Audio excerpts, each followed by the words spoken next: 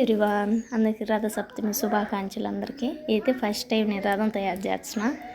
అంటే చిక్కుడుగాయలతో అందరూ చేస్తున్నారు, నేను చిక్కుడుగాయలతోనే చేస్తున్నా. అవి మా అక్కోళ్ళ చెట్టు అనమాట, మా చెట్టు అయితే కాదు.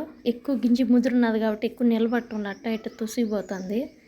చిన్నగా ఎట్టో ట్రై చేసి పెట్టాలి కదా దేవుడికి, అందరూ చేస్తున్నారు మనం చేయాలి. ఇదే ఫస్ట్ టైం నేను చేయటం, అంతకుముందు ఎప్పుడూ చేయలే.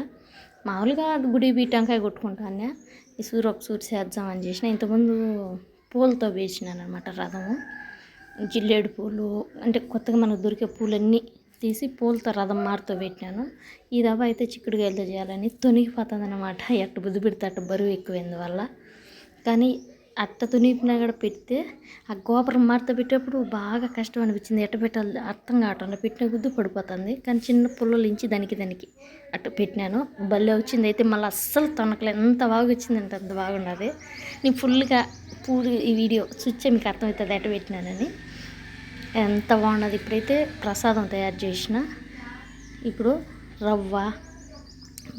రవ్వ బెల్లం నెయ్యి, అది వచ్చి యాలక్కాయల పొడి, ఇది వచ్చి కుంకుమ పువ్వు, పాల ప్యాకెట్ వేసాను మర్చిపోయినాను.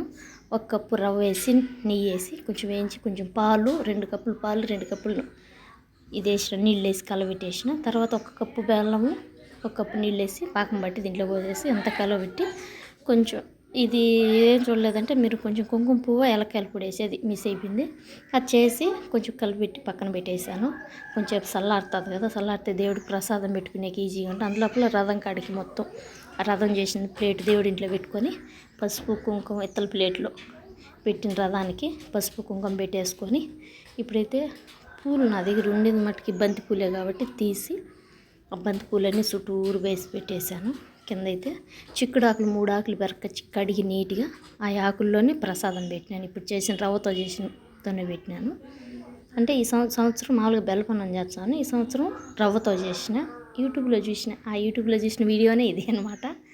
చూసి మళ్ళీ వచ్చి కామాక్షమ్మ దీపం పెట్టేసి, ఇవి వచ్చి మందార పూలు రెడ్ టీ పెట్టి కామాక్షమ్మ దీపంలో నూనె వేసాను అనమాట. నూనె వేసేసి దీపం వెళ్ళి ఆ కిందనే గుళ్ళు దేవుడు మామూలుగా ఇది ఉంటుంది కదా మనం పటాల కాడ ఆడ వెలిగించేసుకున్నాం. తర్వాత పైకి తెచ్చిన మిద్ది మీదకి తెచ్చి సూర్యుడు వచ్చాడని ఆడ పెట్టుకున్నాం. కానీ వాన మబ్బు కంటే సూర్యుడు కనపడకపోయినా తీసి దేవుడికి పైకి వెళ్ళా ఆరతి ఇచ్చిన అనమాట. దేవుడు ఏమన్నాడు, ఎందుకంటే సూర్యుడు వచ్చిందాక అవ్వదు కదా, మన పొద్దున్నే చీకట్లో చేసేప్పుడు సూర్యుడు రాడు కదా, అందుకని చేసి తీర్థం ఇచ్చేసి ప్రసాదానికి వేసి పైకి వేసి దండం పెట్టుకుని. మీకు అందరికి నచ్చినట్టయితే లైక్ చేసి షేర్ చేసి సబ్స్క్రైబ్ చేయండి. ఈ వీడియో నచ్చినట్టయితే ఏమైనా తప్పు ఉంటే క్షమించండి. Bye bye.